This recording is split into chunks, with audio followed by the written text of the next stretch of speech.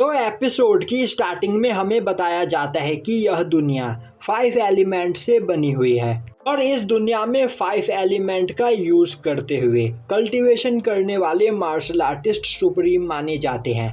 और इस दुनिया के हर इंसान का सपना है कि वह एक सुप्रीम मार्शल आर्टिस्ट बने, क्योंकि आज तक यहाँ पर कई सारे लेजेंड्स पैदा हुए हैं जिन्होंने बहुत बड़े बड़े काम किए, पर उन सभी लेजेंड्स में से सबसे ज़्यादा पावरफुल थे स्वॉर्ड गॉड शाओ जुन। वह इतने ज़्यादा पावरफुल थे कि उन्होंने गॉड्स को भी फाइट में हराया, जिस वजह से वह बहुत ही ज़्यादा फेमस हो गए और लोग उन्हें गॉड किलर के नाम से जानने लगे। और शाओ जुन के पास एक लेजेंडरी स्वॉर्ड थी जिसका यूज करते हुए उन्होंने कई सारे गॉड्स को मारा था, जिसे उन्होंने अपने आखिरी दिनों में टियानलाओ किंगडम के टियानबाई अकेडमी के एक स्टोन में गाड़ दिया। और तभी से वह स्वॉर्ड टियानबाई अकेडमी के उस रॉक के अंदर हला हुआ है। यहाँ पर हजारों लोग आए और गए और सभी लोगों ने उस स्वॉर्ड को रॉक से बाहर निकालने की कोशिश की, पर कोई भी यह काम नहीं कर पाया। और फिर एक दिन लुओ लिनसी को उस स्वॉर्ड का गार्डियन बना दिया गया।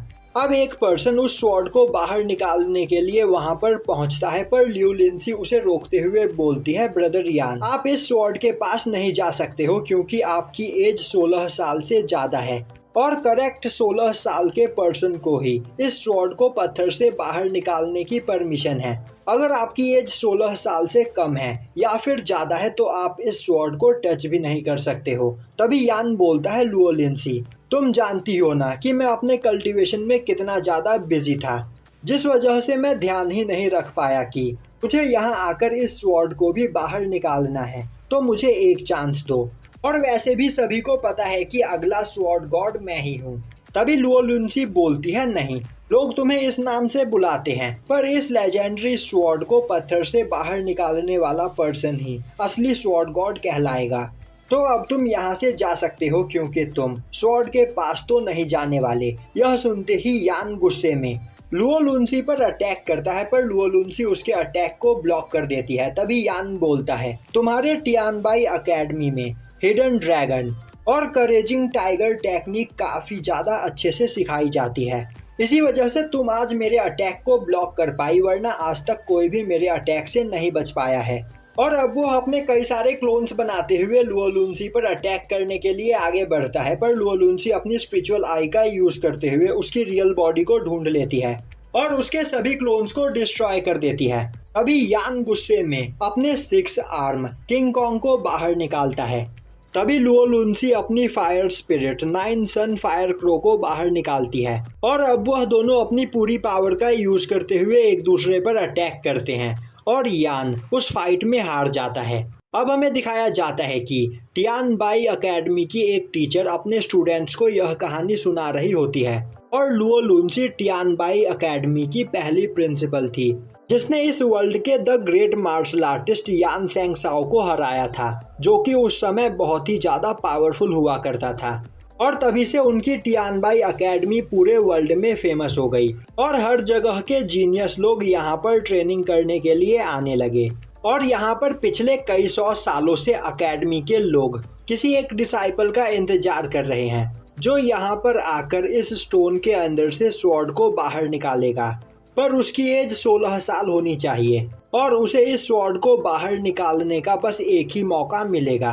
तभी हमारा मेन कैरेक्टर सी हुआंग आगे आते हुए बोलता है, टीचर, मैं अभी इस स्वॉर्ड को बाहर निकालना चाहता हूँ।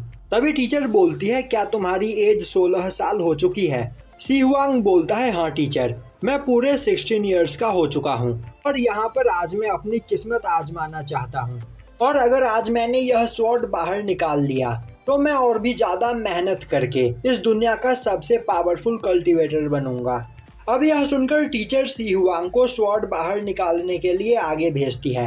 अब सी हुआंग स्वॉर्ड के पास जाकर खड़ा हो जाता है और सोचने लगता है कि वह एक गरीब फैमिली से बिलोंग करता है, जिस वजह से अकेडमी के सभी अमीर लोग उसे बुली करते हैं। पर अगर उसे यह स्वॉर्ड मिल जाए तो वह बहुत ही ज़्यादा पावरफुल बन जाएगा, जिसके बाद कोई भी उसे बुली नहीं कर पाएगा।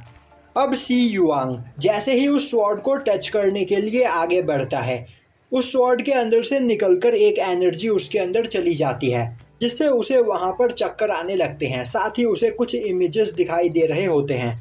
अब सी हुआंग जैसे तैसे करके खुद को संभालते हुए स्वॉर्ड को बाहर निकालने की कोशिश करता है, पर तभी वहां पर एक पर्सन आकर उसे धक्का देकर स्वॉर्ड से दूर फेंक देता है और बोलता है कि तुम सभी लोग क्लास 13 के स्टूडेंट हो ना, और क्लास 13 इस अकेडमी की सबसे कमजोर क्लास है, तो आखिर तुम सभी इस लेजेंडरी स्वॉर्ड के पास यहाँ पर क्या कर रहे हो। तभी टीचर बोलती है ली जियानची, अगर तुम यहाँ पर स्वॉर्ड को पत्थर से बाहर निकालने के लिए आए हो तो अपना काम करो, तुम्हें यहाँ पर अकेडमी के दूसरे स्टूडेंट्स की बेइज्जती करने का कोई हक नहीं। तभी एक लड़की अपने पास खड़े लड़के से बोलती है आखिर यह ली जियानची है कौन। यह सुनते ही वह लड़का उसे बताता है कि ली जियानची ली फैमिली का यंग सन है, और ली फैमिली टियानबाई सिटी की सबसे पावरफुल फैमिली है। और तो और ली जियानची इस साल के टॉप 3 जीनियस डिसाइपल्स में से एक है। उसके पास गोल्डन स्वॉर्ड स्पिरिट है जो उसकी पावर को डबल कर देती है। इसी वजह से कोई भी ली जियानची से फाइट करने की हिम्मत नहीं करता है। दूसरी ओर सी हुआंग का सर अभी भी घूम रहा होता है। तभी ली जियानची आगे बढ़कर उस स्वॉर्ड को पकड़ता है और उसे बाहर निकालने की कोशिश करता है, पर काफी मेहनत करने के बाद भी वह उस स्वॉर्ड को पत्थर से बाहर नहीं निकाल पाता है। अब वह अपने गोल्डन स्वॉर्ड स्पिरिट की पावर का यूज करते हुए पत्थर से स्वॉर्ड को बाहर निकालने की कोशिश करता है, पर इसके बावजूद वह फेल हो जाता है, जो देखकर उसे काफी ज्यादा गुस्सा आता है। और अब वह अपना गुस्सा क्लास 13 के डिसाइपल्स पर निकालते हुए बोलता है आखिर तुम लोग मेरा चेहरा क्या देख रहे हो, यहाँ से चले जाओ वरना बहुत पछताओगे। यह सुनते ही क्लास 13 की टीचर अपने सभी डिसाइपल्स को लेकर वहां से जाने लगती है, पर सी हुआंग का सर अभी भी वहां पर घूम रहा होता है, जिस वजह से वह स्वॉर्ड के पास नीचे बैठ जाता है। तभी उसकी आंखें ग्लो करने लगती है और अब वह अपने दिमाग के अंदर कई सारे फॉर्मेशन पैटर्न्स को पजल के रूप में देखता है, जो धीरे धीरे करके एक दूसरे से कनेक्ट हो रहे होते हैं। तभी ली जियानची उसके पास आते हुए बोलता है बेवकूफ, क्या तुम यहाँ पर मेरा मजाक उड़ाने के लिए बैठे हुए हो, चुपचाप यहाँ से चले जाओ वरना मैं तुम्हें जिंदा नहीं छोड़ूंगा। पर सी हुआंग कुछ भी नहीं बोलता है, जो देखते ही ली जियानची क्लास 13 के टीचर से बोलता है अपने इस ट्रैश को अपने साथ लेकर जाओ, क्योंकि यह यहाँ पर मेरा ध्यान भटका रहा है। तभी टीचर गुस्से में बोलती है ली जियानची तुम अपनी लिमिट से आगे बढ़ रहे हो। यह सुनते ही ली जियानची बोलता है टीचर, क्या आपको नहीं पता कि आपकी क्लास 13 हमारे अकेडमी में निकम्मों की क्लास है, यहाँ तक कि आपके क्लास के किसी भी डिसाइपल के पास एलिमेंट पावर भी नहीं है। यह सुनते ही टीचर गुस्से में बोलती है ली जियानची तुम भले ही ली फैमिली के यंग सन हो और तुम्हारी फैमिली यहाँ की सबसे पावरफुल फैमिली है, पर तुम भूल रहे हो कि तुम यहाँ पर एक टीचर से बात कर रहे हो। अगर मैं चाहूँ तो तुम्हें अकेडमी से बाहर निकलवा सकती हूँ। यह सुनते ही ली जियानची बोलता है क्या आपको सच में ऐसा लगता है, तो फिर ठीक है यह करके देख लेते हैं, क्यों ना मैं आपके क्लास 13 के डिसाइपल से फाइट करूं, जिसके बाद आप जो करना चाहे वह कर सकती हो। तभी सी हुआंग का फॉर्मेशन पजल सॉल्व हो जाता है, जिससे उसे वहां पर एक अर्थ बियर मिलता है। और अब वह खड़ा होते हुए बोलता है ली जियानची आखिर तुम एक टीचर से इस तरह कैसे बात कर सकते हो। यह सुनते ही ली जियानची काफी तेजी से सी हुआंग पर अटैक करने के लिए आगे बढ़ता है, पर सी हुआंग उसके अटैक को ब्लॉक कर लेता है और बोलता है मुझे यहाँ पर तुमसे डर नहीं लगता, और अब वह उसे पंच करके खुद से दूर कर देता है। ली जियानची गुस्से में अपने सोल स्पिरिट गोल्डन स्वॉर्ड को बाहर निकालते हुए सी हुआंग पर अटैक कर देता है, पर तभी सी हुआंग भी अपनी अर्थ स्पिरिट ग्रिजली बेयर को बाहर निकालते हुए ली जियानची के अटैक को ब्लॉक कर लेता है। अब सी हुआंग के पास अर्थ स्पिरिट को देखकर सभी लोग हैरान हो जाते हैं, क्योंकि अर्थ स्पिरिट को ही 5 एलिमेंट स्पिरिट्स में से सबसे पावरफुल माना गया है। और अब क्लास 13 के सभी लोग सी हुआंग को भी एक जीनियस बोलने लगते हैं। वहीं सभी आपस में बात कर रहे होते हैं कि इस साल हमारे अकेडमी में बस 3 जीनियस ही नहीं बल्कि चौथा जीनियस हुआनसी भी है। अब यह सब सुनकर ली जियानची को और भी ज्यादा गुस्सा आता है और अब वह सी हुआंग पर अटैक करने के लिए तैयार हो जाता है। तभी वहां पर एक ऑरा ब्लास्ट होता है और अब ली जियान का स्वॉर्ड स्पिरिट और सी हुआंग का ग्रिजली बेयर दोनों ही वहां से गायब हो जाते हैं। तभी ली जियान बोलता है सी हुआंग अभी यह सब कुछ खत्म नहीं हुआ है, मैं तुमसे इसका बदला जरूर लूंगा। अब सी हुआंग अपनी टीचर के पास जाता है, तभी टीचर उससे बोलती है कि अब सी हुआंग यहाँ पर अपीयरेंस रैलम पर पहुँच चुका है, जिस वजह से उसे अकेडमी के एक जीनियस की उपाधि मिलेगी और यहाँ पर अकेडमी में जीनियस लोगों को जो सुख सुविधाएं मिलती है, सी हुआंग को भी अब वह सब कुछ मिलेगा। यह सुनकर सी हुआंग काफी ज्यादा खुश हो जाता है। अब हमें दिखाया जाता है कि सी हुआंग अपने नए कमरे में आया हुआ होता है। वहीं वह बोल रहा होता है, आज से यह मेरा पर्सनल कमरा है, क्योंकि आज से पहले वह भी अकेडमी के कई सारे लोगों के साथ एक कमरे को शेयर करके उसमें रहे करता था। वहीं पर वह बहुत ही ज्यादा खुश होता है और अब वह अपने आप को बाइट करके देखता है कहीं वह कोई सपना तो नहीं देख रहा। पर यह सब कोई सपना नहीं होता है। तभी उसे दोबारा से अपने ब्रेन के अंदर कई सारे फॉर्मेशंस दिखाई देने लगते हैं, जो देखकर वह सोचने लगता है, तो क्या उस लेजेंडरी स्वॉर्ड का नया मास्टर मैं ही हूँ? तो क्या मुझे जाकर उस स्वॉर्ड को पत्थर से बाहर निकालना चाहिए? नहीं, मैं यह नहीं कर सकता हूँ।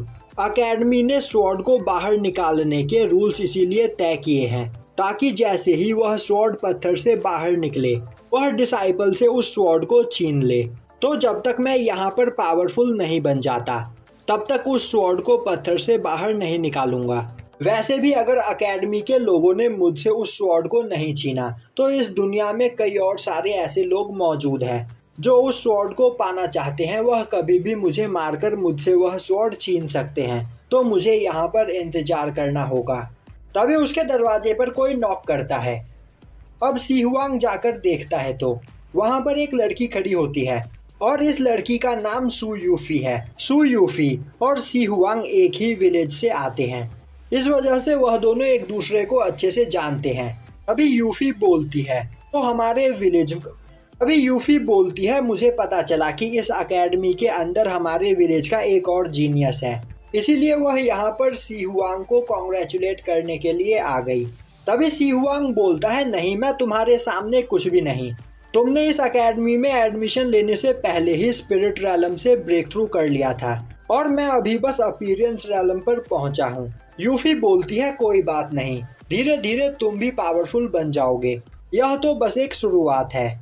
और अब यूफी बोलती है कि उसे पता चला कि आज सी हुआंग की फाइट लिजिन से हो गई थी, तो यहाँ पर अब सी हुआंग को संभल कर रहने की जरूरत है, क्योंकि लिजिन एक खतरनाक पर्सन है और वह सी हुआंग से बदला जरूर लेगा। तो फिर क्यों न यहाँ पर सी हुआंग की पावर को बढ़ाया जाए, जिससे वह लिजिन का सामना कर सके। इसके लिए यूफी अब सी हुआंग को हिडन स्किल पवेलियन में चलने के लिए बोलती है। अब वह दोनों पवेलियन में पहुंचते हैं, जहां पर यूफी जाकर पवेलियन मास्टर से बात करती है। तभी सी हुआंग को देखते ही पवेलियन मास्टर बोलता है, तो तुम हो अकेडमी के 4th जीनियस, मुझे तुमसे मिलकर काफी ज्यादा खुशी हुई। तभी यूफी उसे एक टोकन दिखाते हुए बोलती है, हम यहाँ पर एक स्पिरिचुअल टेक्निक लेने के लिए आए हैं। यह सुनते ही पवेलियन मास्टर उन दोनों को 3rd फ्लोर पर भेज देता है। अब वहाँ पर यूफी सी हुआंग के लिए 3 स्पिरिचुअल टेक्निक चुनती है और उससे बोलती है कि वह इन तीनों में से किसी को भी चुन ले। अब सी हुआंग जैसे ही एक टेक्निक को देखता है, वह उस टेक्निक को यूज करना सीख जाता है और अब वह दूसरे टेक्निक को भी देखकर उसे भी यूज करना सीख जाता है, जो देखकर उसे काफी हैरानी होती है। जिसके बाद वह तीसरे टेक्निक को देखते हुए बोलता है, मुझे यह टेक्निक चाहिए। यह सुनते ही यूफी बोलती है, तुम्हारे लिए यही टेक्निक बेस्ट है। और तो और हमारे प्रिंसिपल के भी पास अर्थ स्पिरिट है और उन्होंने जब कल्टीवेशन करना पहली बार शुरू किया था, तो स्टार्टिंग में उन्होंने भी इसी टेक्निक को चुना था। और अब वह दोनों पवेलियन से निकलकर अपने घर की ओर जाने लगते हैं। तभी एक पर्सन उनके रास्ते में आते हुए बोलता है, सी हुआंग, मेरे मास्टर ने तुम्हें फाइट के लिए चैलेंज किया है और वह अरीना ग्राउंड में तुम्हारा इंतजार कर रहे हैं। सी हुआंग बोलता है, क्या तुम्हारे मास्टर का नाम लीजियान है? वह पर्सन हाँ में जवाब देता है। सी हुआंग बोलता है, मुझे फाइट में कोई भी इंटरेस्ट नहीं, तो मैं उससे फाइट करने के लिए नहीं जाऊंगा। जो सुनते ही वह पर्सन अपने स्वॉर्ड को बाहर निकालते हुए बोलता है, तो तुम शांति से वहां पर नहीं चलोगे तो मैं तुम्हें मारकर घसीटते हुए वहां पर लेकर जाऊंगा।